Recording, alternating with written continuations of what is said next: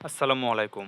Tractor দিয়ে জমি চাষ করার যে একটি সুবিধাটি হচ্ছে যে গাড়ি দিয়ে যখন জমি কাদা করা হয়, এটা সাথে দেখা যায় যে কাদাও ভালো হয় এবং জমিতে যদি প্রচুর পরিমাণে ঘাস থাকে, তাহলে দেখা যাবে যে এই যে রোটার দিয়ে যে কাদাটা করা হয়, অনেক সুন্দরভাবে ঘাসগুলো কেটে যায় এবং সেই সাথে জমিতে কাদাও ভালো হয়।